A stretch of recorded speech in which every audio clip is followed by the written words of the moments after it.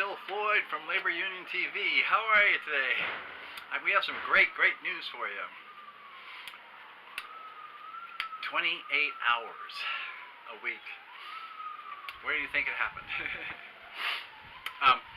Yeah, it's in the German economy. Germany. And Germany, the auto unions and stuff made 20% last year. And so the union asked them for 6%.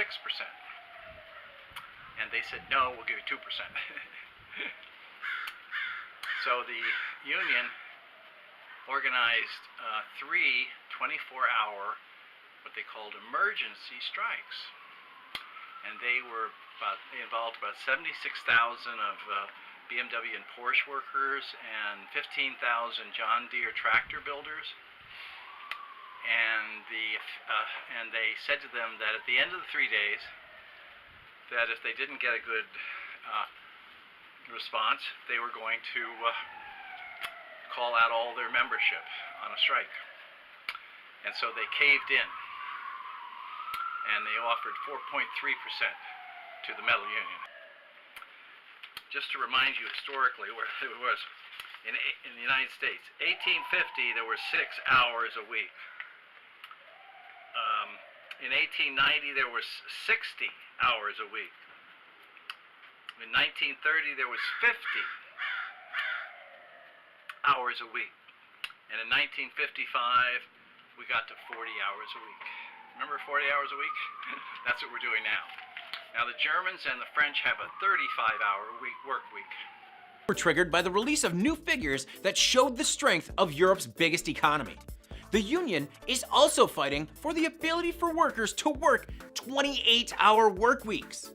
Employees now work 35-hour work weeks, but the union wants employees to be able to go down to a 28-hour work week for up to 2 years with a guarantee that they can return to full-time afterwards.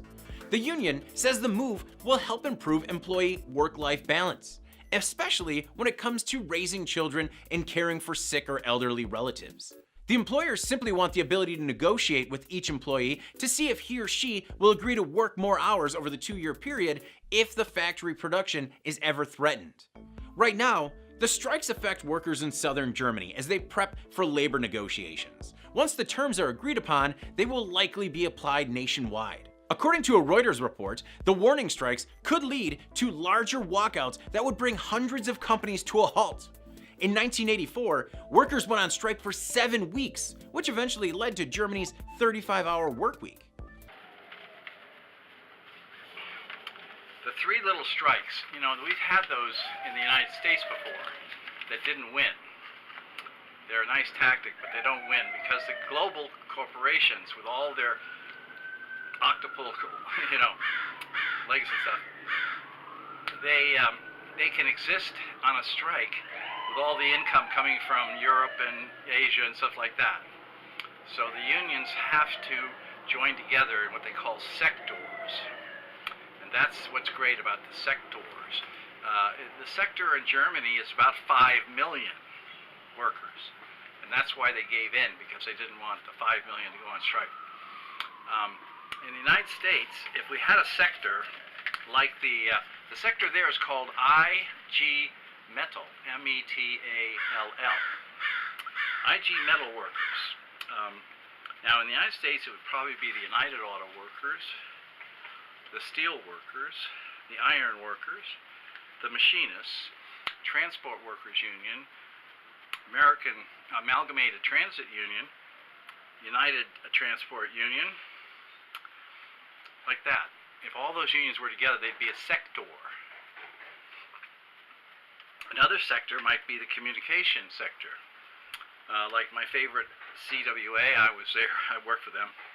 The NNU, that's the nurses, CNA and Massachusetts and Minnesota Nurses Association, MNA.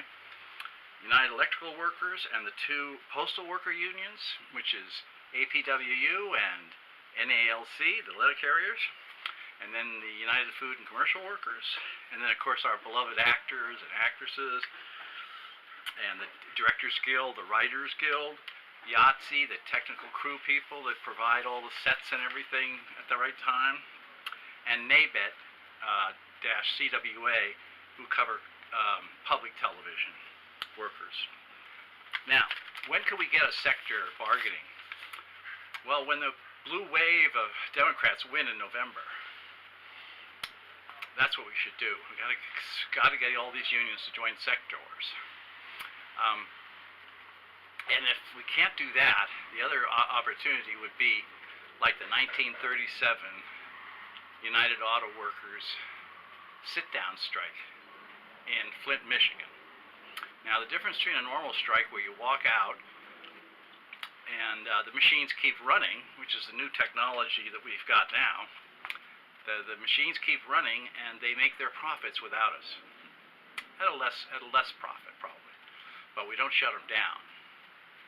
And so in 1937, what they did after many a strike didn't get anything, they had what's called a sit-down strike.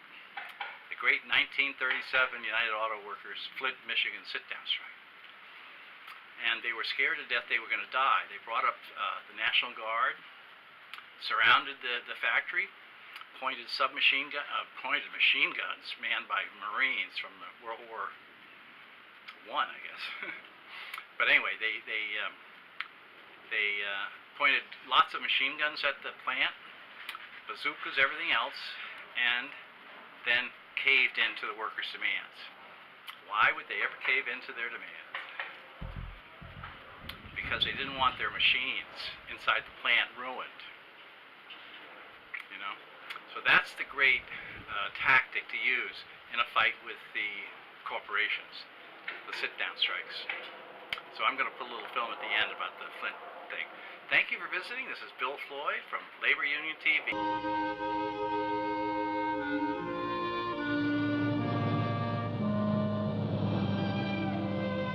Flint, Michigan, 1937.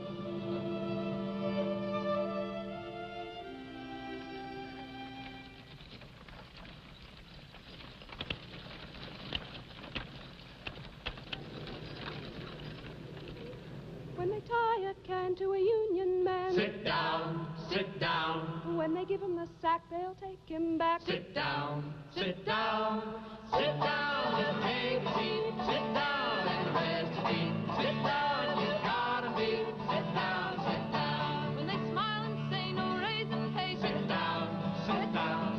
when you want the boss to come across, Sit down, sit down, sit down. Just take a seat. Sit down and rest your feet. Sit down, you gotta be. Sit down, sit down. We sat down in the auto plants for 44 days, and we came out with a union contract. In the men's clothing field, victory. Industry-wide collective bargaining bringing order out of chaos. Auto organized, CIO. Steel organized, textile organized. Rubber, oil, copper, merchant marine, furniture workers, glass workers, leather workers, packing house workers, and wood workers. This land is your land. This land is my land. From California to the New York Island. In 3 years, 5 million Americans organized, CIO.